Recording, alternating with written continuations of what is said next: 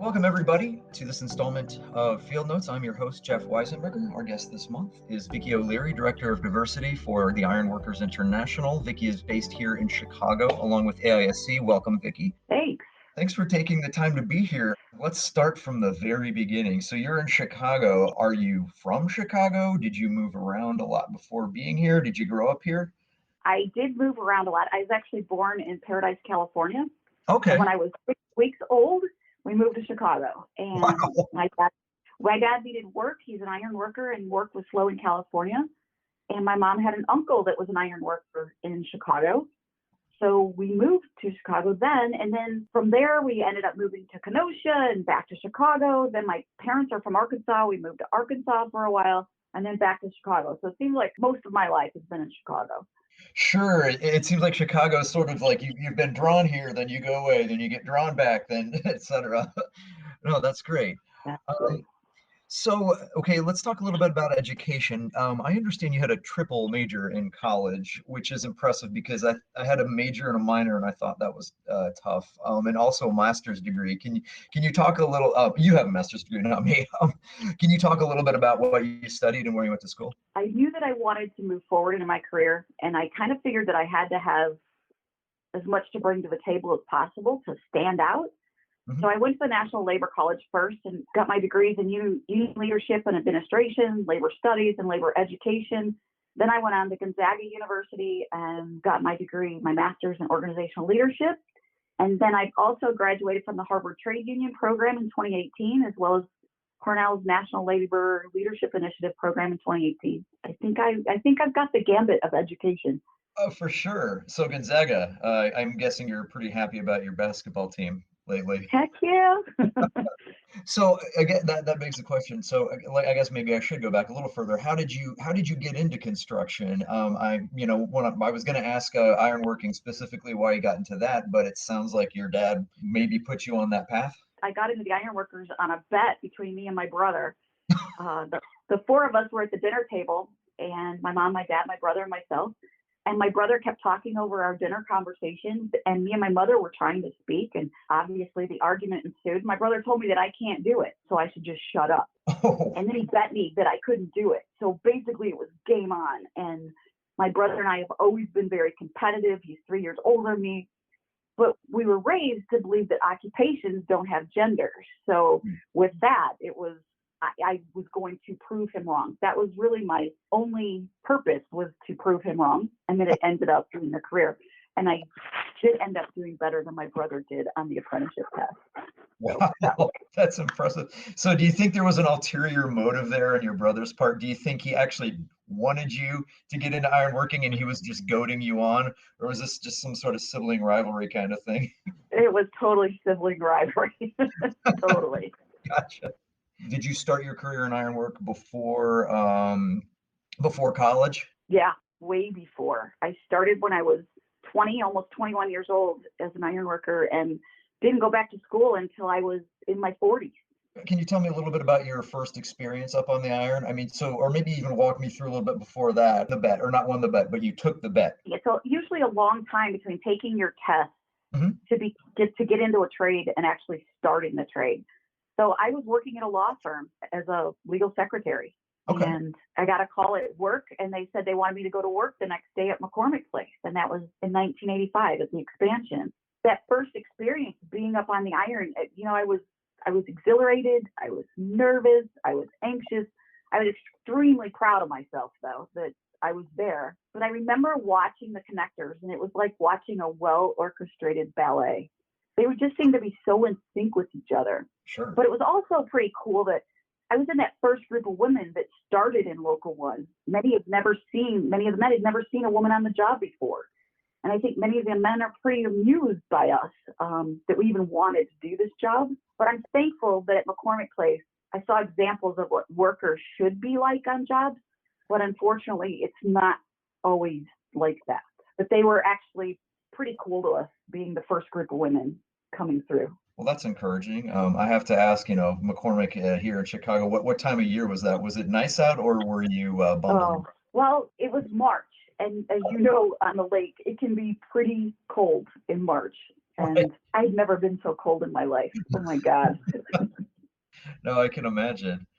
Yeah, I know some years St. Patrick's Day, I think one year here a few years ago was 80 degrees, and typically it could be 40 degrees cooler than that, if not more. That's right. That's right. So, okay, so that was your first one, and obviously that is a memorable one. Would you say that's your most memorable, or can you maybe speak to maybe one or two of your most memorable projects as an ironworker, either in terms, I guess, of lessons or pride, or just buildings that were just remarkable, I guess. Well, obviously, McCormick Place is going to stand out because it was my first job, but Right. 10 South LaSalle is another one. It's a 40-story building. It's in the heart of the financial district. And this job is where I learned about prejudice for people who work in construction from people who wear suits. Uh-huh. I used to be that person wearing a suit in a law firm on Michigan Avenue. As a construction worker trying to go to a restaurant for lunch or trying to find a restroom, it was a challenge. And it was funny because I was making more money than I had ever had in my life. I had more money in my pocket, but the majority of the suited people didn't give construction workers any kind of respect. It Sure. was really weird. But then my most memorable, it was Kinsey Street Bridge. We built that bridge on a barge on the Chicago River and then Okay. floated it in place. And I'm just really proud that I was part of that. That it was just engineered to such perfection. It was a fun job. That one really stands out. Sure, sure. And I know that there are those jobs out there, we hear this term constructible or constructability nowadays. Well, we haven't been hearing it for a while, but I know that's the kind of job that I would assume that iron workers like the most, because you're like, okay, this is coming together well. I don't know if you need to name names, so to speak, but if you had some projects here and there where you're like, wow, this is not what we would call constructible. So they designed it, but they didn't really think of the iron workers when we were putting it together. That does happen. Yes. Another question I gotta ask is it one of those things where you go up on your first job, or maybe your first one that's really high, just from the street level? Do you kind of know going in that you can't be scared of heights, or is it something you sort of learn as it's happening? What's funny? At 10 South LaSalle, for instance, I remember when we got from the 28th, we were going to jump to the 29th floor. And I was not scared until I got to the 29th floor. And it took a few days to get over why that extra floor made a difference for me, but it did. And then from there on up, I was okay. But that was just weird from, jumping from one story, that it made a difference. Let's talk about the Be That One Guy program, which I understand you have founded. Can you talk a little bit about what sparked it, and how it was developed? Yeah. The day that Udi Hicks was killed by one of her coworkers is one that no woman working in construction trades will ever forget. I had asked some of the women ironworkers I know that if they were ever afraid on the job site, other than the work that they actually do.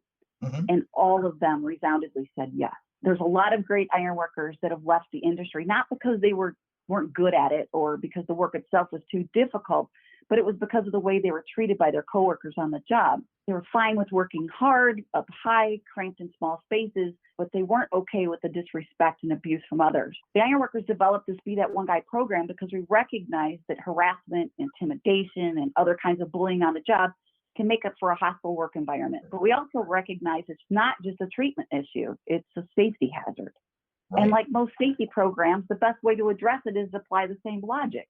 See something, say something. So our approach to developing the program included the same methods as our safety programs: training and education and on-the-job harassment, present on the job site for everyone, and empowering every member to be able to address it. Not everyone addresses it in the same manner, and we're trying to teach people that that's okay. Even if it's just deflecting from a situation, to get the person that's being harassed or bullied out of that situation is perfectly fine, because not everybody's an in-your-face kind of person to say knock it off. Sure. So just in teaching that, I think is just really important. But just a word about Udi Hicks. She was a carpenter apprentice in Fresno, California, and she was bludgeoned to death on the job by a guy that she was working with. Oh my gosh, when was that? That was Valentine's Day, 2017. I mean, like you said, you've seen good examples, but you've seen bad examples too.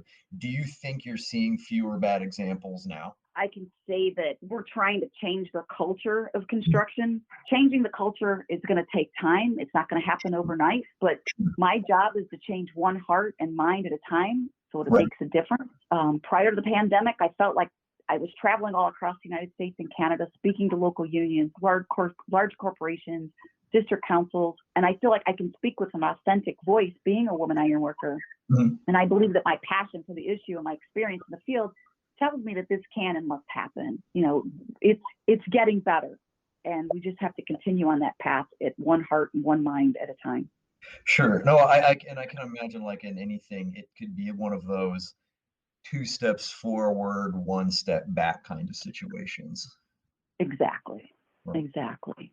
Well, I also want to say that these programs that we've implemented, the education of our members and buy-in from our leadership have definitely had an impact on our diversity over the past 7 years. We're currently working towards addressing changes that help us track our demographics, but we have seen a 39% increase in women membership over the past 7 years, which is incredible. Well, and that actually brings up another question I hadn't really thought of before. I mean, just like when it comes to anybody wanting to get into ironwork, or manufacturing and jobs in general, has that been? You hear it all the time, like in our industry or in construction or again in manufacturing, it's tough to get young people interested in these types of jobs. Do you find that to be the case? Yes and no. In Chicago, there's plenty of people that want in. And Chicago's a very interesting market. Mhm. We're really lucky that we have an entity called Chicago Women in Trades that helps women get prepared for these jobs. Mhm. The problem in Chicago, which is an problem, but we have more people that want to get in than they have opportunities for. Okay. In other parts of the country, we have a little bit harder time connecting with people to get in. So part of that is, word of mouth and, going to marginalized communities is going to be a really big help. We don't have enough men to man the jobs. So we're going to have to start looking at people of color and women to take over some of these jobs. And again, in Chicago, we don't see that problem. You have 200 or 300 openings and you've got 1,500 people applying. Chicago's an extremely different market along with like New York City, that sort of thing. But we do have an issue to where we need to really just start looking at the other 50% of the population and work in those marginalized communities. Sure, and it goes back to your point that you made earlier about, wearing a suit versus wearing, dressed up as a construction worker, and people walking by on the street might not know that you're like, hey, I'm making more money wearing this, this uniform than I did wearing that one, like wearing the That's suit. right. That's right. So, and okay, and I know that it ties together a little bit with the Be That One Guy program, but can you talk to me a little bit or tell me a little bit about your role as the director of diversity for Ironworkers International? What's like is there a typical day? What are some of the biggest challenges? Well, my role is to develop and assist with implementation of programs and processes that help the ironworkers in recruiting and even more importantly, retaining women and people of color. Mm-hmm. So we can get them all day long, but we need to keep them once we get them.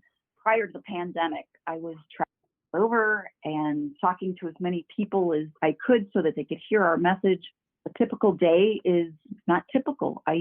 Prior to the pandemic, I was on a plane every 3.5 days, Mm-hmm. averaging out every 3.5 days throughout the year. And now it's more Zoom meetings and phone calls and checking in on social media, trying to make sure that the women feel like they're being supported and our people of color have somebody to come to when they're having issues, working with local unions on recruiting and retaining. So I keep myself busy, but I'm looking forward to the post-pandemic world where we can actually meet face-to-face, because changing hearts and minds is very difficult over a Zoom call. And I understand you're responsible for implementing the paid maternity leave program for the Ironworkers. Can you talk a little bit about that process? Yeah, during our Ironworker Caucus at the Women Build Nations conference in 2016, one of our members got up and told this tragic story about losing her unborn child while working.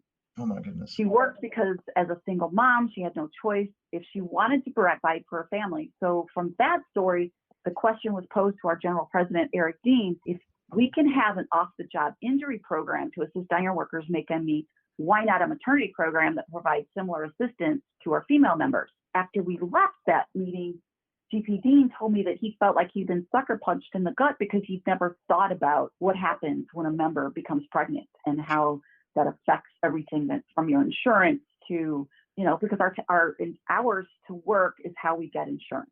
With that, the end result is our paid maternity leave program. It's funded through currently established contributions with no additional cost for either the contractor or the member. But the program brings relief to our pregnant members by providing financial support that can help families retain their health insurance. It ensures the safety of both the mother and her baby during pregnancy and allows our members to fully recover from delivery prior to returning to work.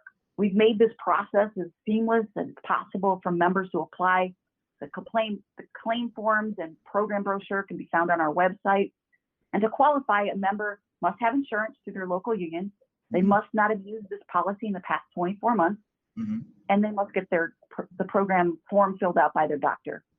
Members who qualify are provided a maximum of $800 a week for 6 months prior to giving birth, and then for 6 to 8 weeks after giving birth, possible liabilities, by allowing ironworkers to be open about their pregnancies without fear of losing their much needed health care coverage. Gotcha. Yes. But prior to the establishment of this program, many ironworkers felt they couldn't be honest with their employer about their pregnancy out of concern for their employment and continued hours.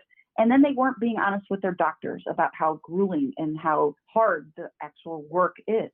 One of the things that we talk about is the Ironworkers National Joint Apprenticeship and Training Committee. They invest heavily in training a skilled workforce. Our maternity program, it helps our partner contractors retain those training dollars by creating a safe and healthy alternative for ironworker employees during their pregnancy and encouraging a return to work following delivery. So since Impact handles the program claim forms from start to finish, it does all this and takes the administrative burden off the contractors and the local unions. It's a win-win. This isn't an insurance policy. This is a safety program. And like any other safety program, it's designed to help both contractors and workers. It's just good business sense to have a program like ours. Are you starting to see, based on like the progress that you've made at Ironworkers International, are you seeing municipalities that don't have strong unions, are you seeing them pushing to adopt more of the kind of models that you have? Absolutely. Yeah. And I have to say that even with our Be That One Guy program, I've seen a corporation kind of dovetail off of it. I'm seeing maternity being pushed in non-union sectors. So flattery is, it's, what do they say? It's was it something to the extent of theft is the best form of flattery, or that's it. That's right. it. Not theft, but mimicking or trying to emulate. Yeah. Yep. I know what you mean. I feel like they're trying to emulate what we're doing, which is a good thing. And I'm also seeing in the union sector other trades pushing maternity care for women or some sort of Be That One Guy, their own version of it. And all of that's going to help. And it's all going to change the culture of construction, which is important. We need that. So I'll take it. So what are some of your interests that have worked? I'm pretty fortunate that most of my personal interests align with my professional life. I love to see the architecture of the cities I get to visit. Sure. And I often try to take a tour of the cities that I'm in or its museums. I enjoy mentoring women and ironworkers, and I meet at different conferences that I go to. And I enjoy interior design and finding pieces that complement my home.